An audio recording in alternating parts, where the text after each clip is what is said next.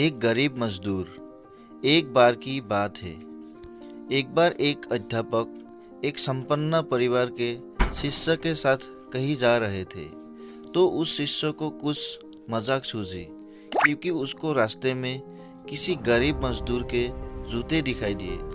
उसने अध्यापक से कहा, गुरुजी, अगर हम इन जूतों को छुपा दे तो कितना मजा आएगा।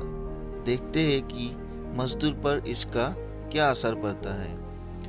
अब उसको तो मजाक सूझ रहा था, लेकिन गुरुजी ने कहा कि नहीं, गरीब इंसान के साथ इस तरह का भद्दा मजाक करना ठीक नहीं है। उसने कहा, क्यों ना हम इन जूतों में कुछ सिक्के डाल दें और देखें कि इसका इस गरीब मजदूर पर क्या प्रभाव पड़ता है। उन्होंने ऐसा ही किया। जैसे ही मजदूर अपना काम करके लौटा और उसने एक पाँव अपने जूते में डाला, तो उसको कुछ कठोर सा महसूस हुआ। उसने अंदर हाथ डाला तो उसको कुछ सिक्के दिखाई दिए। वो थोड़ा आश्चर्य में पड़ गया। आसपास किसी को देखा तो कोई भी दिखाई नहीं दिया। वापस उसने दूसरा पैर अपने जूतों में डाला और वापस उसको उसमें कुछ सिक्के दिखाई दिए। अब दोनों जूतों के सिक्कों को उसने अपने हाथों में रखा और प्रभु की तरफ इशारा किया। हे प्रभु, पता नहीं किस भले मनुष्य ने ये सिक्के मेरे जूतों में छुपाए हैं, लेकिन जिसने भी छुपाए हैं उसको मेरी दुआ है, ताकि इन पैसों से मैं अपने बच्चों और पत्नी के लिए कुछ खाना और दवाइयाँ ला सकूं। और इतना बोलकर वह चला गया।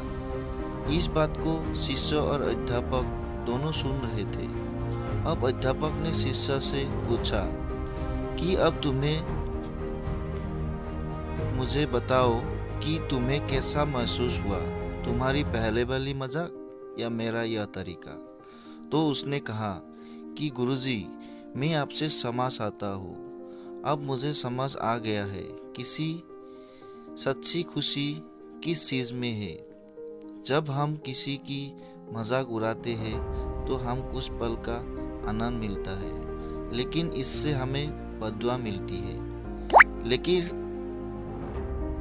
अगर हम किसी की मुश्किल परिस्थिति में मदद करते हैं और जिसकी भी हम मदद करते हैं उसको भी नहीं पता कि हमने उसकी मदद की है, लेकिन अंदर ही अंदर में हमें पता है कि हमने उस इंसान की मदद की है। यही सच्ची खुशी है। जब हम दूसरों को खुशी देते हैं तो हमें सच्ची खुशी मिलती है। इसी तरह खुशियाँ बांटते रहिए, लोगों की मदद करते रहिए और दान करते रहिए, जिसके भी आप काबिल हो।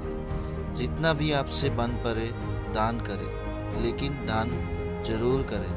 इसका मतलब यह नहीं है कि आपको कंपलसरी या अनिवार्य रूप से इतने रुपए दान करने ही चाहिए, क्योंकि हर किसी की ज़रूरत अलग अलग हो सकती है। अगर आप किसी को पैसों का दान नहीं कर सकते तो कम से कम चीज़ों का दान तो कर ही सकते हैं। आपका कीमती समय देने के लिए धन्यवाद।